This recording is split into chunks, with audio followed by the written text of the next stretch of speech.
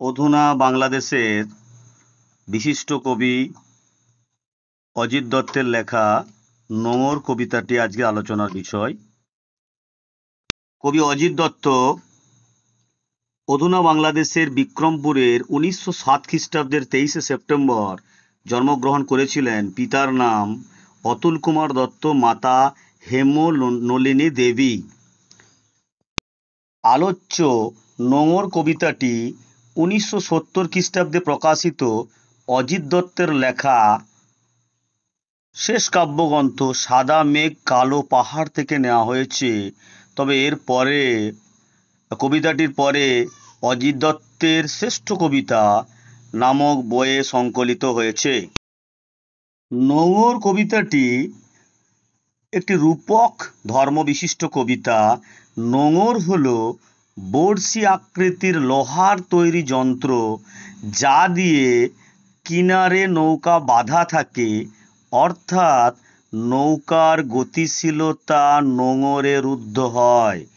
নোঙর কবিতাটিকে একটি অন্তহীন সমুদ্রযাত্রার অভিপ্রায়ে বর্ণিত হয়েছে, কিন্তু সে সমুদ্রযাত্রা বারবার থমকে গেছে নদী তটে নোঙরের টানে।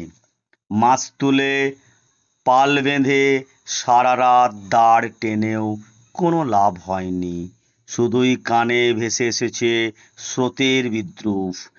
এইভাবে চিরকালের জন্য নৌকা বাঁধা পড়েছে। এখানে নৌকাকে কবি জীবন এবং নোঙরকে সেই জীবনের বন্ধন বা আবদ্ধতার প্রতীক হিসাবে ব্যবহার করেছেন। মুক্তির অভিপ্রায় শূন্য যে কোনো আগমনকেই আবদ্ধতার নোঙর রুদ্ধ করে। তাই এই শব্দটিকেই গুরুত্ব দিয়ে কবি কবিতাটিকে নোঙর নামকরণ করেছেন। অর্থাৎ মানুষের জীবনের যে দায় দায়িত্ব, পিছু টান, মায়ার বাঁধন যেন এক অলঙ্গ শক্তি হিসাবে তাকে বেঁধে রাখে। বাস্তবতার বন্ধনের সঙ্গে কল্পনার যে দ্বন্দ্ব সংঘাত, সেটা চিরকালীন।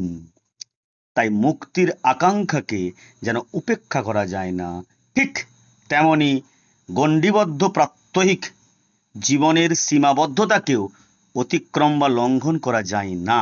তাই এই অলঙ্গ শক্তি হলো নোঙর। এই ভাবটুকুকেই ব্যঞ্জিত করা হয়েছে আমাদের এই আলোচ্য কবিতায়। সেদিক থেকে কবিতা